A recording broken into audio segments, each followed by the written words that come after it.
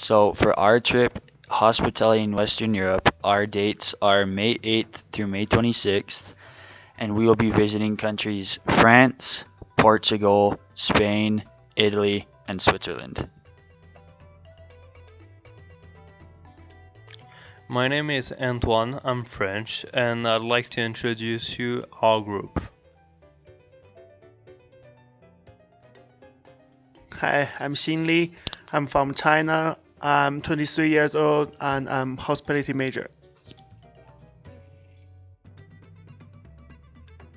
Hello, my name is Sawyer Kaufman. I'm from Salt Lake, Utah, and my major is outdoor rec parks and management. My name is Carmen Reese. I'm from Monroe, Utah.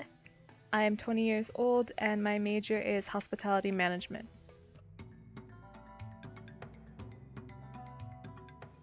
The classes that we will offer for credit on our program are HRHM 3010 Tourism Management and HRHM 4700 Special Topics.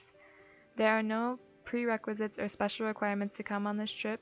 As long as someone is eligible to go on an SU study abroad program, they can come on this trip. Our program coincides with SU's mission statement because it promotes engaged learning. By getting out of the classroom and going abroad to learn about tourism, one can really get hands-on experience in the field and learn more about it, not just sitting in a room, listening to someone talk or reading out of a book. Our program is catered towards HRHM majors, which are hotel, resort, and hospitality majors. So anyone who is already a declared major in that field or anyone who would like to learn more about the HRHM field is welcome to come on this trip with us. Any kind of international experience will only help you in the future if you decide to go into this kind of major. The reason that international experience is very important to an HRHM major is because a huge part of hospitality is international tourism. So having any kind of experience at all dealing with international people or going to foreign countries is very important for an HRHM major. To tell you a little bit about the structure of our program, we are going to be using the train system in Europe to travel. We're going to start in Portugal, then move to Spain, and then from Spain we are going to France, and from France we're going to Switzerland, and then lastly our last stop is Italy. So we'll be spending a lot of time on the train. The cities that we are stopping in are massive cities. They are mostly the capitals of the countries we are going to, and there are millions of people in these cities. It's nothing like Cedar City. And because there are more people, unfortunately the crime rates are going to be a little bit higher, and in this next little part we're going to go over our safety plan for our trip.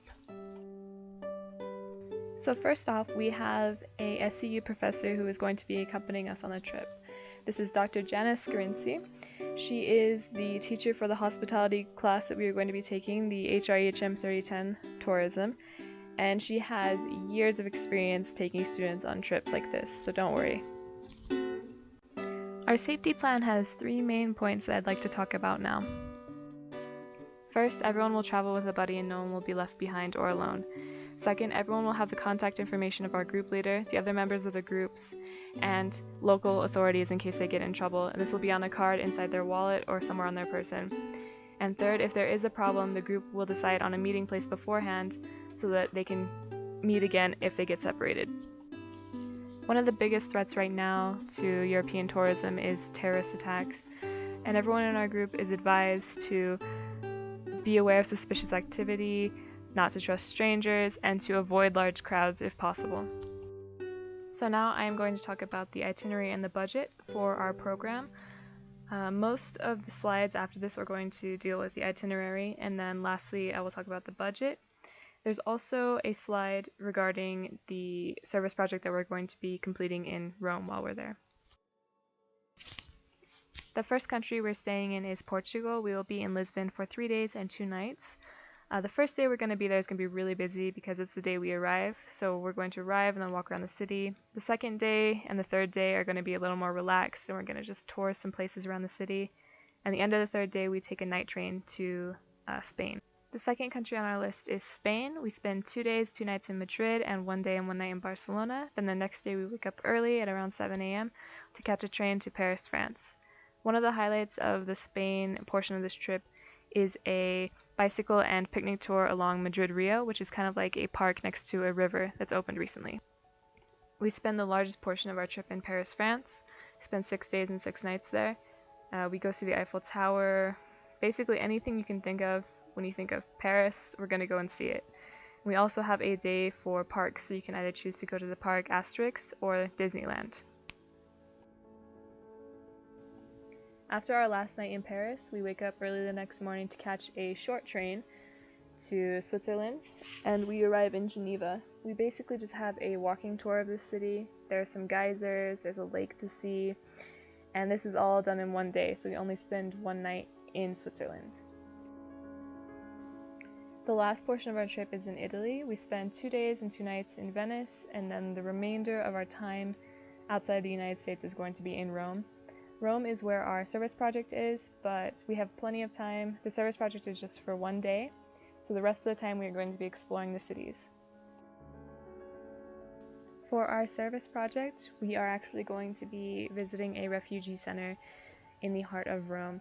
We're going to spend the day there and just help out as much as we can. Usually refugee centers actually close in the winter, but this is one that's run all year round, so we'll be able to visit in the summer.